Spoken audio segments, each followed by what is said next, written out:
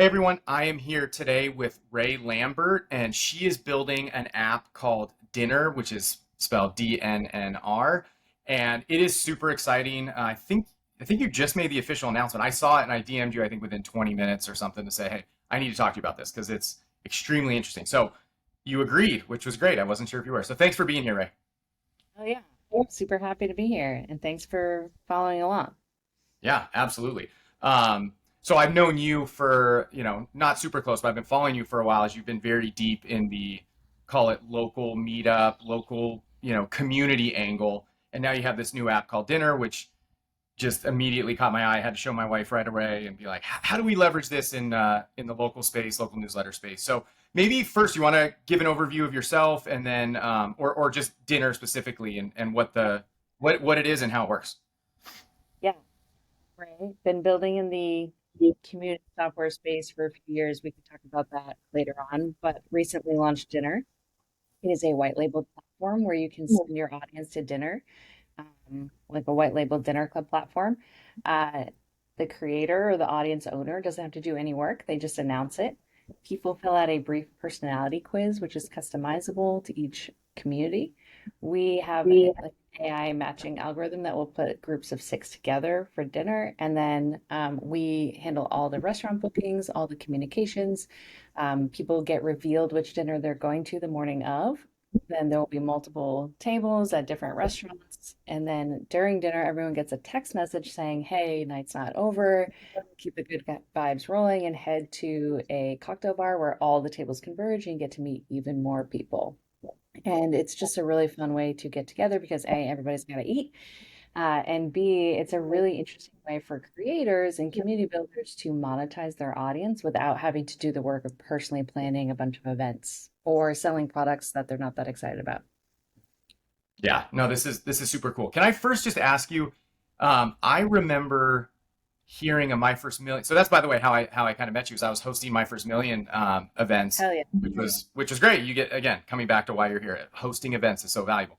But I remember they I don't think they had him on, but they talked about a guy who I think was doing this exact concept and making really good money doing this. Do you know what I'm talking about? Like, I guess I'm curious if that's somehow related to They what probably you're doing. mean Nick Gray, the 2 Hour No, it Cocktail. wasn't Nick. No, I know Nick. Okay. Um, yeah, Not no, there Andrew. there was a guy in some town doing dinners and making like good Oh, money. dinners. Oh, I'm Yeah, sure. I actually haven't heard that. you haven't. Okay. But yeah, I mean, a lot of people run their own small dinner clubs, and Mm, it'll be like they will be the ones going, and they're kind of the anchor person at the dinner club. And it will be like maybe 12, 15 people, but it's just like a lot like the host has to be there. You have to kind of hmm coordinate with the restaurant because the like 15-person dinner reservations, you can't just book them online. You got to like call back and forth, and then it's harder to split checks with that many people. So it's probably like a pre-fee family style dinner. What we're doing is just like completely scaled and hands off, hmm where the creator isn't at the dinner. In fact, we implore you not to go to the dinner because if you're any kind of a celebrity, the entire dinner conversation energy is just going to revolve around you, and you are going to deprive those people of making friends. And since you're not going to like actually go hang out with those people on a regular basis, you're kind of depriving them of a chance to meet people they would connect with and like hang out with. So, yeah, this is really about like if you want your audience to get together without you there. hmm You can go to Yeah. the party after, Good and luck, a lot bro. it goes Yeah, great yeah, too. But yeah, it's really about like scaling it up and yeah. Well, moving all the effort and work. yeah, and I think that's just point one, right? Which is like I think so many people when you think about this idea, again, it's been around for a while. Everybody wants to meet in person, even more so today, and it just sounds like a pain in the ass to do, right? So you just don't do it, and so you basically solving that huge pain point of I want to do this thing, I think I could do this thing, I think it'd be great, but it's a lot of work. Well, now it's not, essentially, right? Yeah, exactly. And I was talking to someone from a really big talent agency, and he manages creators who have like millions of followers. And he kept being like, "Oh, well, they already do a pop-up dinner in New York, and they like work with the chef on the menu, and like, why don't they could just do this themselves?" I'm like, "No, it's not that at all. It's Hmm. more of like your audience could be a network, like a community where they interact with each other. They're not just interested in you. Like kind of like My First Million. If you're interested in My First Million, you're interested in bootstrapping, starting businesses, kind of finding interesting niches, optimizing your life, building wealth. And so maybe you're interested in meeting those types of people in your town. Hmm. And what you did was you went to a meetup, this kind of the last iteration of my startup. And now it's just a dinner club and there's just some different mechanisms around it. But it's kind of like if your content is like a beacon for a certain kind of person, and those people want to meet each other, you can basically let them pay to access your network, and the offering you're giving them is a dinner club that no one has to plan. Hmm. Yeah, no, this is so cool. So let's get into this a little specifically. So it sounds like you tailored this to um, people with an audience for them directly. Again, my first, you're Sean Puri. Okay, yes, I would love to meet Sean Puri fans. No, even though I know he won't be there, like I would still want that, right? And this goes for Tim Ferriss, anybody like this. So that kind of makes a ton of sense because those people are highly wanting to meet other fans because you'd connect on such a deep level. For what the people who are listening to this and what I do, which is the more local newsletter angle, people care less about me personally, but they care about, sadly, I hate to say it, but it's true. They don't care about me, but they care about everything happening locally and being more connected to their community. And so, tell me how you think people like me, with it, we have a big audience, right? It's just less for me; it's more for the community. How this could be a good tool for people like that. Yeah, so My First Million isn't using Dinner Club, and these big influencers aren't yet. They were using our Meetup platform before, but our first customer on Dinner was Troy Farkas. So he's the creator of Seacoast Stories. He has a local podcast about Portsmouth, New Hampshire, and the surrounding towns. To give you a sense of, it's like quaint New England ocean towns. Um, Portsmouth has a population of 22,000. There are like, there's probably like, I don't know, 100,000 people more in the wider region. I don't even know, but they're all like tightly close together. When he launched, so he has a podcast, he's just talking about the stories of the seacoast with like business owners, the mayor of Portsmouth, those types of stories. And again, it's everyone, Troy is definitely like a big personality and a draw of himself, but most people are just like, hey, I care about the community. I don't necessarily want to read about like crime stats and like there's a crash on Mhm. 95. Like I want to hear what's going on in my town and in my community and start meeting other people who are very community minded. So he was our first user. When he launched, he had 4,500 Instagram followers and no newsletter, doesn't have any emails. And when we launched with him, he filled 7 tables, so 7 tables of six. And like, Wow. so it's like 42 people went out to dinner.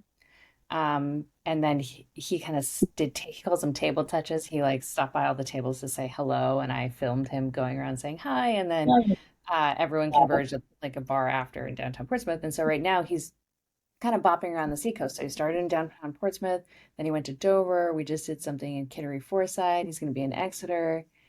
So we're just kind of like popping around all the towns and neighborhoods of the seacoast and letting people connect. And for example, like one table on the first night, we let people select by budget and the kind of higher end table. 5 out of 6 of them went to the same gym. And it's like the kind of boozy, like high end gym in town, and they'd never met. And so it's like you're just meeting like people you really ought to meet and should know Hmm. in your community, in this like kind of fun dinner club way. And it's Troy bringing people together, but I would say about 15 to 20% of people who come to the dinners, they don't know who Troy is. They don't know about the podcast. They just like a friend was like, I'm going to this dinner club, come. Uh, so it's kind of a growth, even though it's like a monetization channel, it's also a growth engine for him. Yeah. And now he has 7,000 Instagram followers. He's growing really fast. That's just in Hmm. like 2 or 3 months. So it's the dinner club's like slowly growing with him.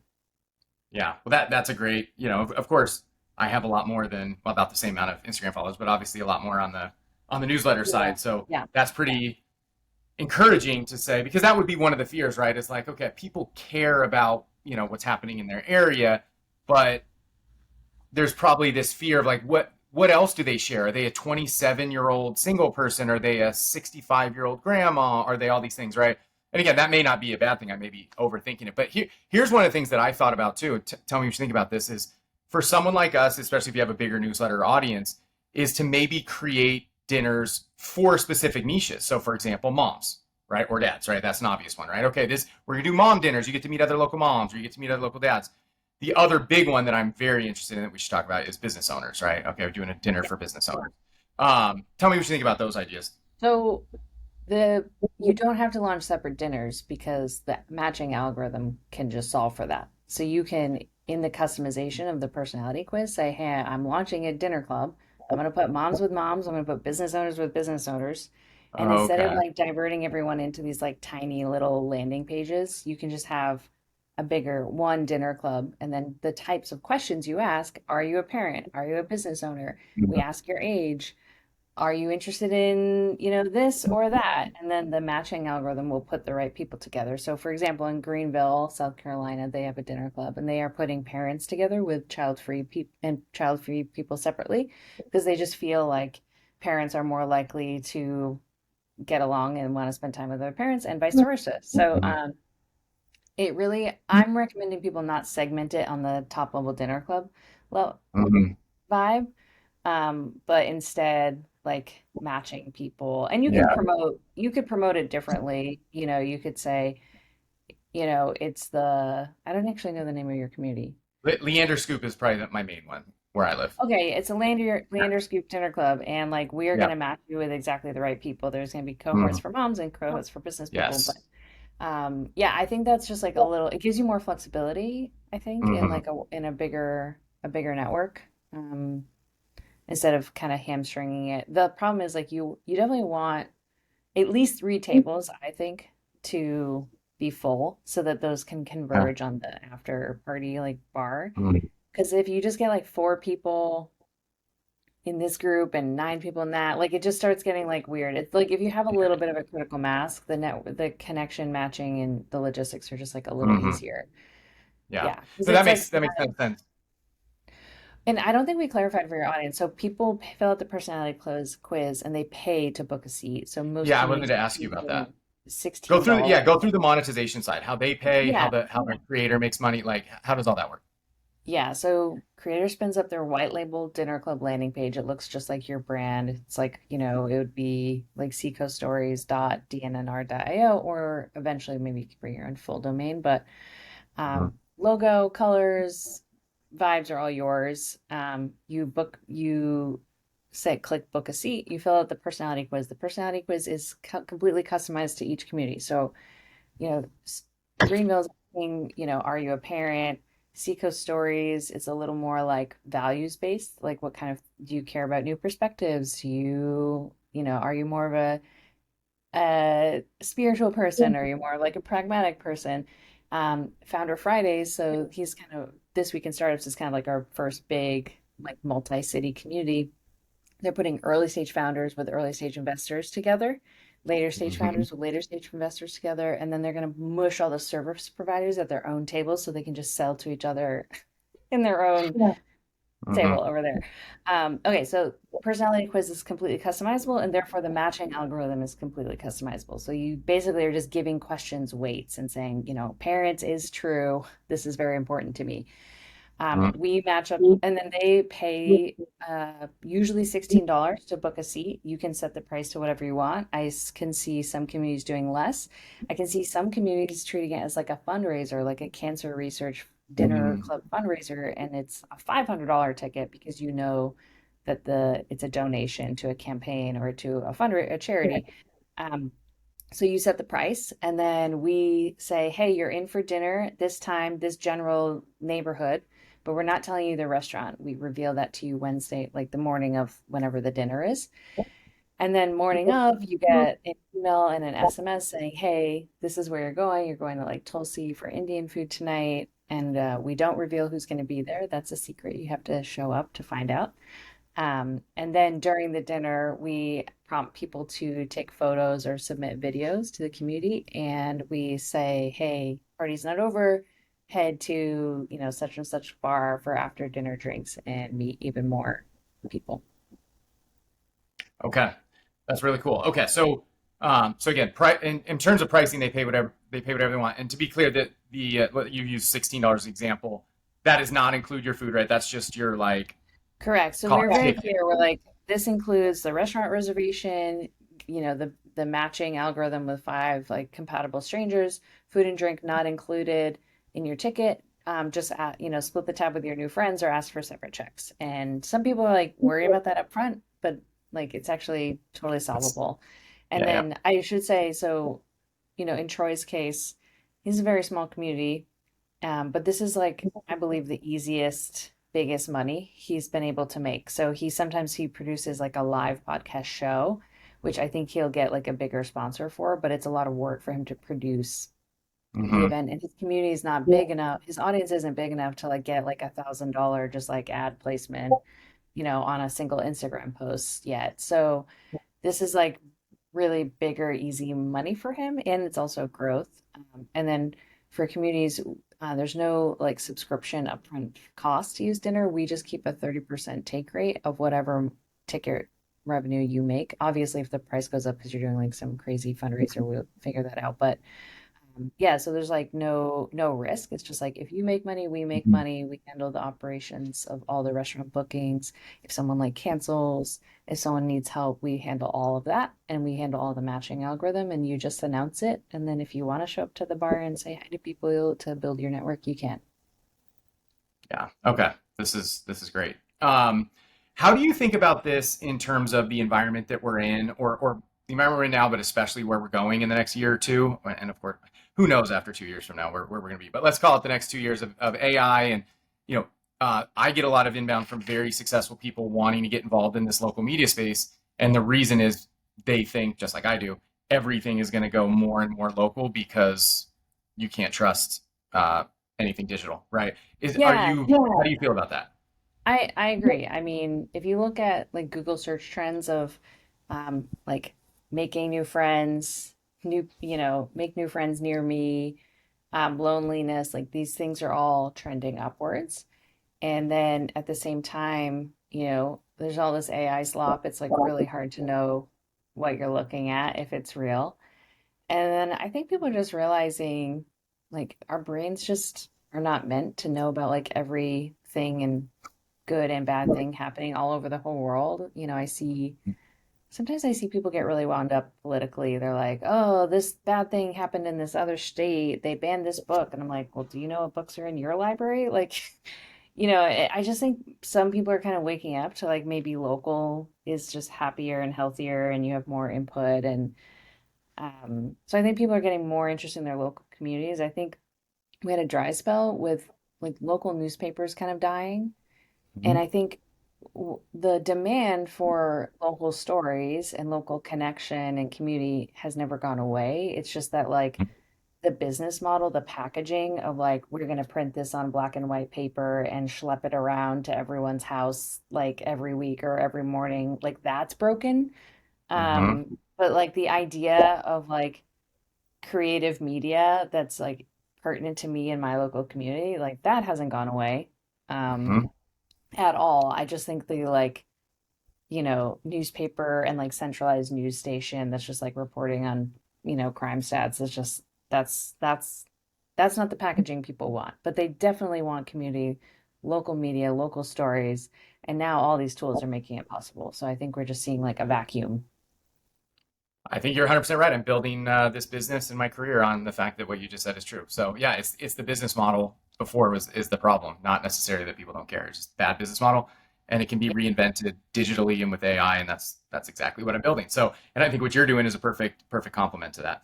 Um, Let me ask you, one of the things I'm most excited about with for local newsletter creators, being able to build this audience is, well, let me say this. Many people who are doing what I'm doing are thinking about, yes, potentially this local newsletter can make good money on its own, but also what other opportunities or businesses can I build because now I have a huge local audience.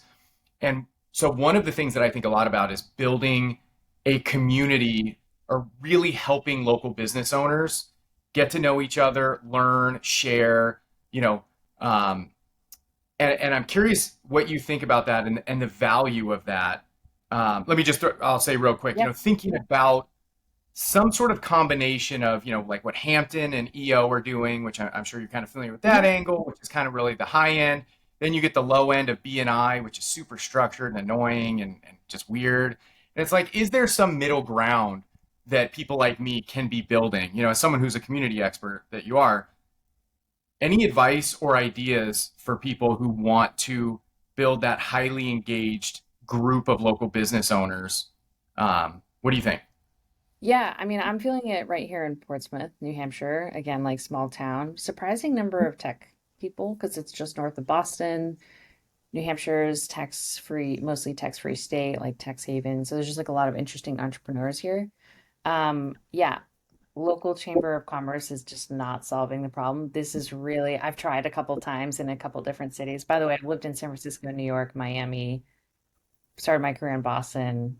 So like I've lived a lot of places and then spent a lot of time in Portugal, Austin, and Mexico City. So I've kind of seen how different cities do things. Chamber of Commerce for me as a software, startup, just completely not useless. It's very focused on brick and mortar, retail, Mhm. restaurants, and like power to them. But I just think that there's tons of business owners who aren't brick and mortar, who don't really have a place to go.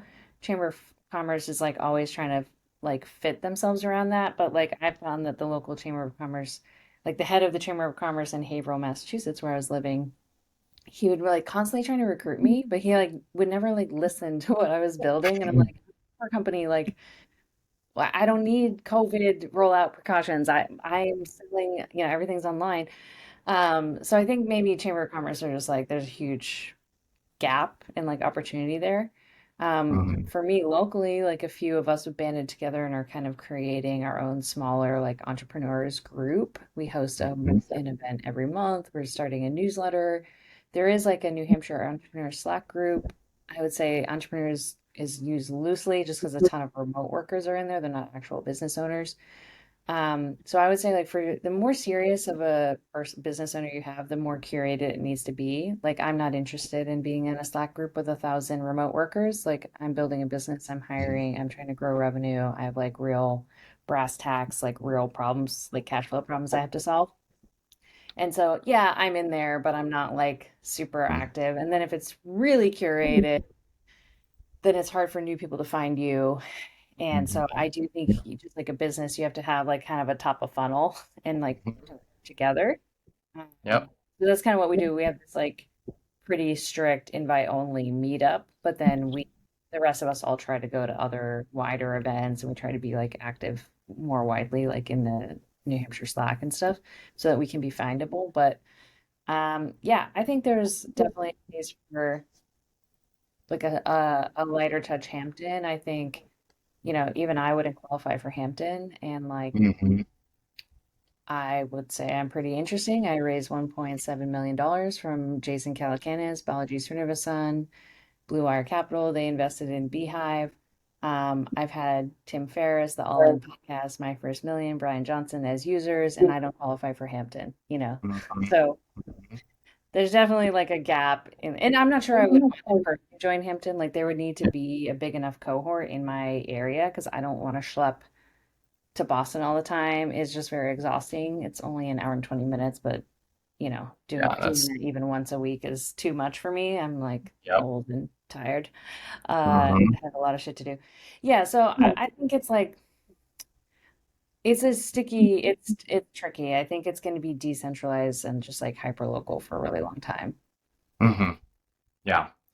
Yeah, I think you're right. I just think there's a huge opportunity for so many reasons. Some of them you mentioned, but I also think you're right too about being careful of being too big, but then also too niche. I think there's a good point there. But I think the too big is okay if it's like the free thing to get people in, and then you kind of have your niche group inside of that group, right? And I think that's how I'm thinking about it potentially is, hey, anybody who's interested in business, entrepreneurship, growth, marketing, come to this thing, and then you find your people, you find your more niche group that's and the idea would be potentially is like that ends up being paid, right? If you're good enough at this, the big group is free, and then you have the paid uh, smaller group that's more niche with the people with your exact or actual problems that you can relate to and get way more value out of. But it's still great to network with everybody at the high level events, Yeah. right? And I'll comment again. I know, I mean, this is more New Hampshire based, but just people can extrapolate. So there's like a tech alliance group in New Hampshire, and I think it was I think there was a lot of before my time, there was a lot of decentralized smaller pockets, and they're like, hey, we'll centralize it. It'll be more powerful, have more resources. But it just feels like pretty outdated, very corporate-y. Like for example, when I moved to New Hampshire and like I put Portsmouth in my Twitter bio and my LinkedIn bio, like I'm not saying greater Boston area, like I'm kind of going all in on it.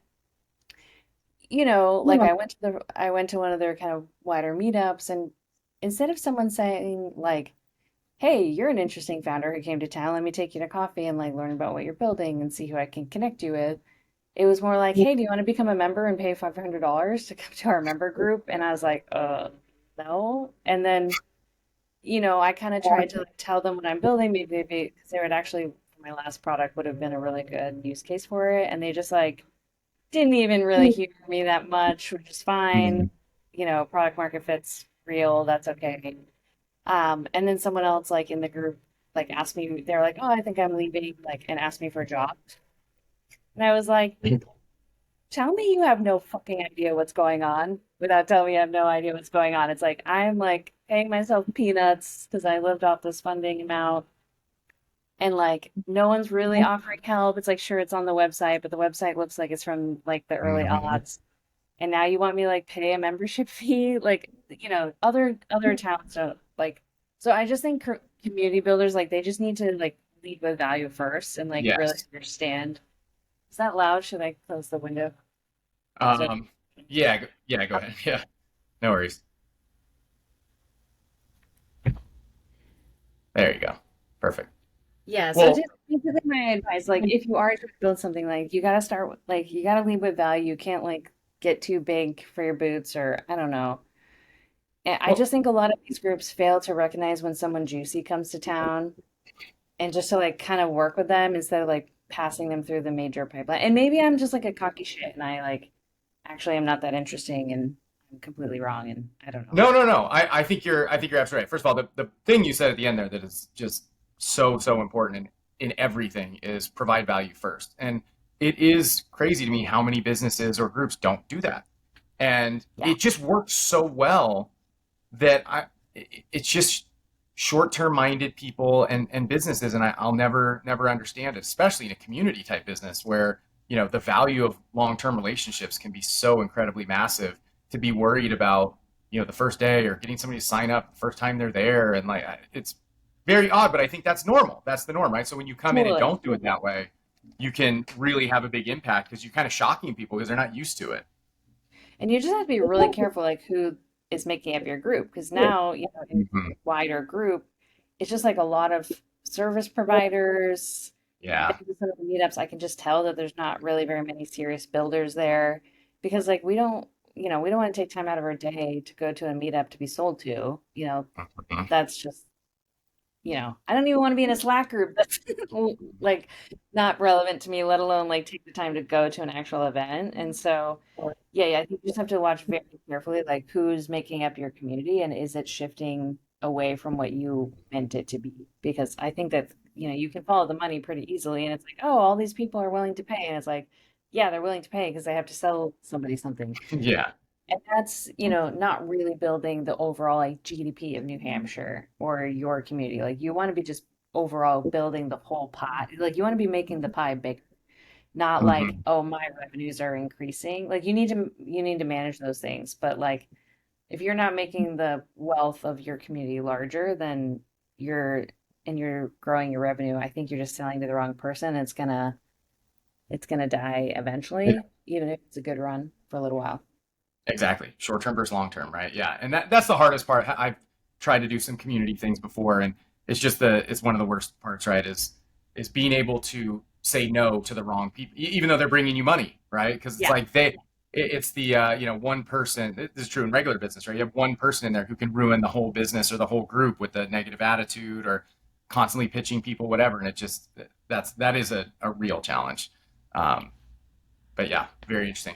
Hey, I wanted to ask you because I just had Justin Gordon on, who I know used your platform for a little bit. Are you familiar with what he's doing in LA with like tons of events for startup founders? Yes, a little bit familiar. And yeah, so he launched a trial dinner club, and then uh, I paused with him just because we are like trying to go after communities where this is like pretty much the only thing they're doing, and he's just like hosting a ton of other like events Yeah, and he's doing stuff. a lot. Um, and but he had good turn, he had like 18 people. I think like 3 tables go out to dinner. But like compared to like Greenville that's sending like 25 tables to dinner, just like a little bit bigger at this point. But yeah, I'm familiar with what he's doing. I think it's really smart. I think being really hyper focused on a locale is like pretty interesting and key. For example, you know, I don't know how many newsletter subscribers he has in LA, but like if you have 10,000 subscribers in LA, I mean, you have more followers than the All In podcast has in LA. You know what I mean? Like it's when you're competing, when there's like a global brand and they have even 5 million followers, like those people are very distributed across the whole world. Whereas like Troy, who has, 7,000 Instagram followers in Portsmouth, 7,000 followers doesn't feel like much, but they're all literally in one place. It's big. So it's actually huge. So Mhm. I think kind of like our brains are a little attuned to these like huge numbers, but if you have a very geolocated audience, you can get a lot done with a much smaller crowd. And yeah, I think hosting your own events is very valuable just as a person building your network, or if that's part of your Mhm. business strategy. I see tons of companies doing more IRL events as part of their like sales and growth strategy. But yeah, it's a lot of work to plan them. So Yeah. you got to have like an Oh, 100%. assistant or just like, a playbook. It gets easier. Sometimes I think people they start doing one, they do one, and it's like so much work. But eventually you kind of have your 5 spots that you go to and Yeah. the rigmarole. So it just takes time to like get used to it. Yeah, totally, totally. I think what with him specifically, what's so interesting is again, most of the people watching this are like me with local audiences of just general population, just normal people, moms, dads, like, normal people.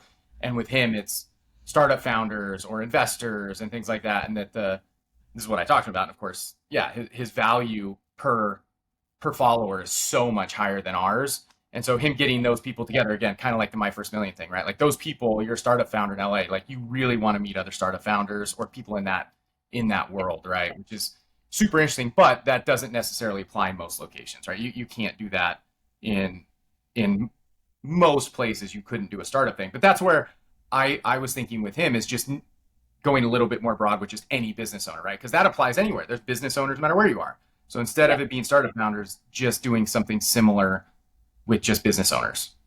Yeah. And I do think like there's just a certain growth mindset in business owners, like people who Mm-hmm. have had to like face like create real value and face real consequences.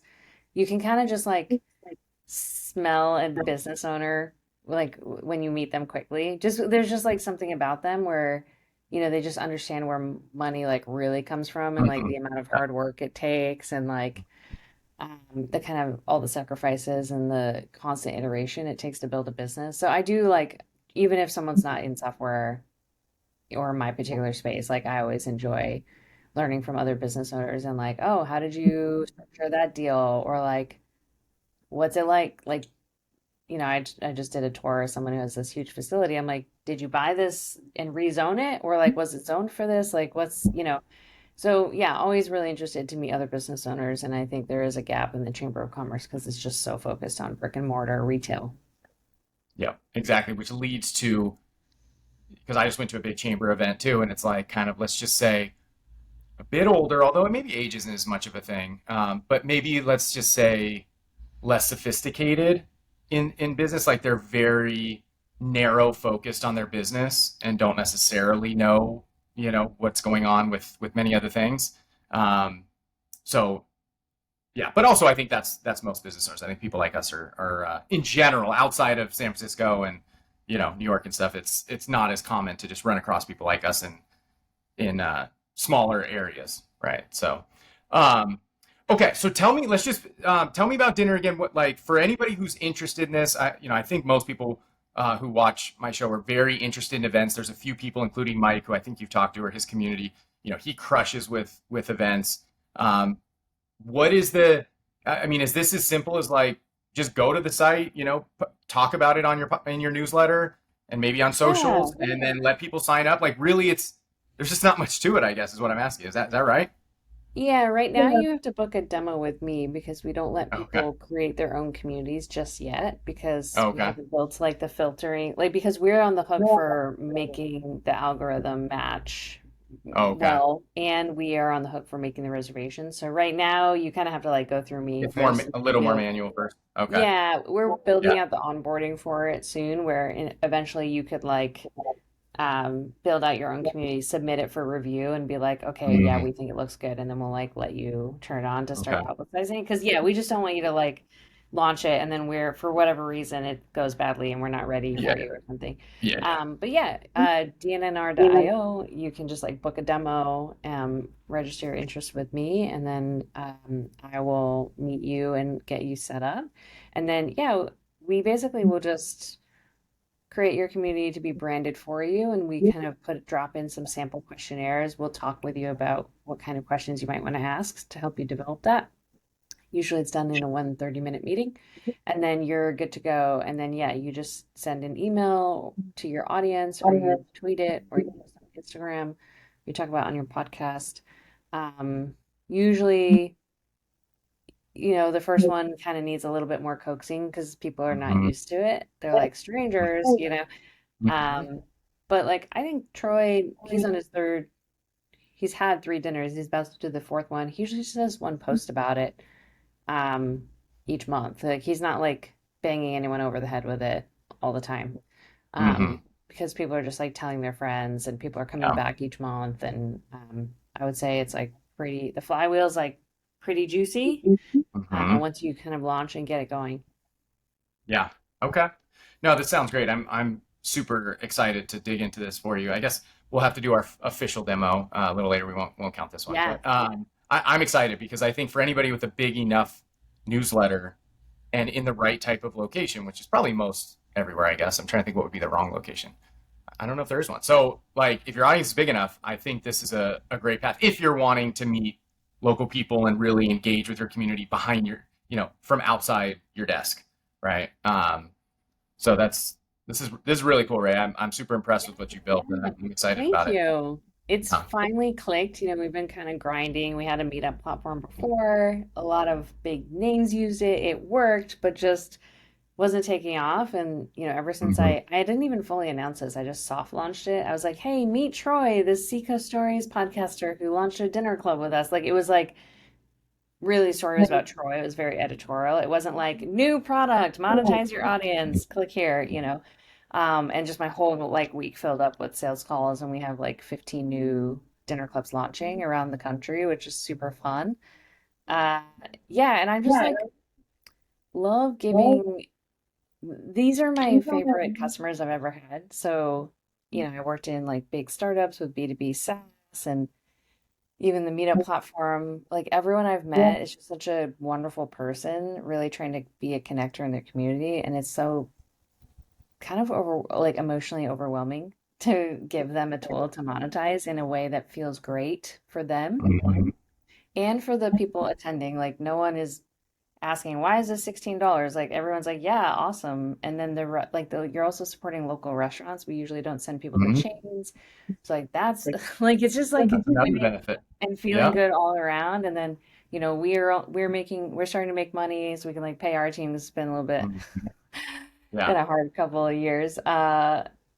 Yeah, so it just feels great. And I'm a big, I don't know, I listen to like Joe Rogan and Lex Friedman and all of them, and they're all talking about AG1. And I'm like, Mhm. that athletic greens thing. Yeah. I'm Yeah. like, there's no Yeah. way they all love AG1. This is just like a pay, like, I'm not saying they're like a slave to these product shilling thing, but like, what? when you're trying to monetize an audience, like you end up making compromises on Yeah, things that you yeah. don't like on products you might not be excited Hmm. about or whatever. And in this case, I feel like there's no compromises. It's That's like, right. and or like what if you're like a minimalist creator? Like how are you going to monetize anything? You can't sell things to people. They're all minimalist. So but you can take Mm-hmm. them out to dinner. So I'm excited. It's like a totally new way for creators to make money, and it feels good to meet your people. 100% agree. I think you're spot on there, totally, and I think it's really really exciting. Well, thanks so much, Ray. So what it's DNNR.io. Is that right? Yep. Okay. Dinner, but without the vowels. Okay. Yeah. You can't have an actual word anymore because they're trademarked 7 times already. So Oh yeah, and I'm yeah. poor, so I bought this There you one go. for like $40. I Okay. actually just we did it as an experiment. We weren't like, hey, we're pivoting. We're like, just let's throw this grenade over the wall, see if we can hit anything. Um, and then it worked. So we were like, oh That's crap, like gotta get ready to scale. Because we weren't expecting it to take off the way it has. well, that's exciting. That's a good problem. I'm glad you have that problem. Um, Yes. all right. Thanks so much, Ray. Appreciate it. Thank you, TJ. Thanks, everybody. Bye.